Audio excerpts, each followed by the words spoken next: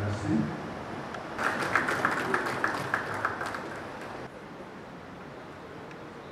Structures internationaux et organisations internationales comme Excellence, Monsieur le gouverneur de la province du Congo central, distingués invités à vos titres et rangs respectifs. Au nom de toute la population de l'Itourie que nous représentons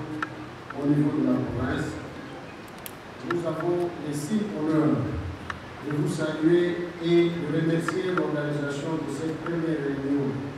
du cadre de concertation du président de l'Assemblée provinciale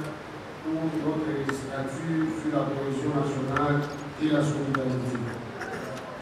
À ce moment où le pays traverse une situation sécuritaire et humanitaire très précaire à l'est du pays. À cette occasion, permettez-moi de rendre les hommages les plus différents au président de la République, chef de l'État, son Excellence Félix-Antoine Tshisekedi Tshilombo, pour les efforts qui ne cessent de déployer afin de pacifier cette partie du pays. Par ailleurs, nous gardons une pensée pieuse en mémoire des victimes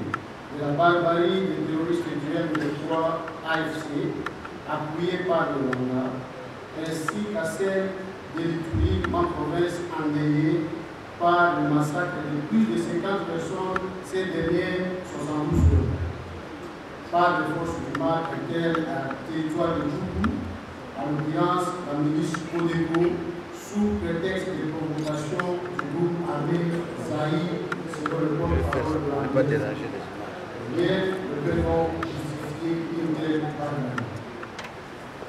Je rends également hommage aux forces armées de la République démocratique du Congo et plus particulièrement aux vaillants éléments tombés sur le champ d'honneur pour la défense de la patrie.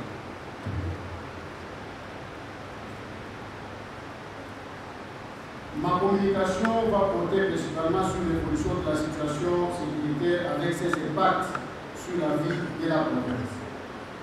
En effet, depuis 2017, la province de l'Itourie est théâtre de violences et tueries à grande échelle, avec un bilan avoisinant à ce jour 15 000 morts et près de 1 500 000 déplacés, dont certains hébergés dans plus ou moins 60 sites de déplacés. La destruction massive des infrastructures socio-économiques de base et jetant dans la rue des milliers d'enfants sans assistance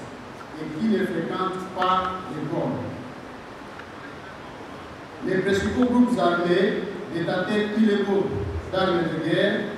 sont la Codeco, les Zahir, mouvement d'autodéfense de la province de l'Itourie, les forces populaires intégrationnistes du Congo, Djinnyakilima, Front de résistance populaire de l'Itourie FRPI, Chinyatuna, les groupes armés venus du Nord Kivu, qui s'appellent Mirafos, Maïmaï, ainsi que les groupes armés étrangers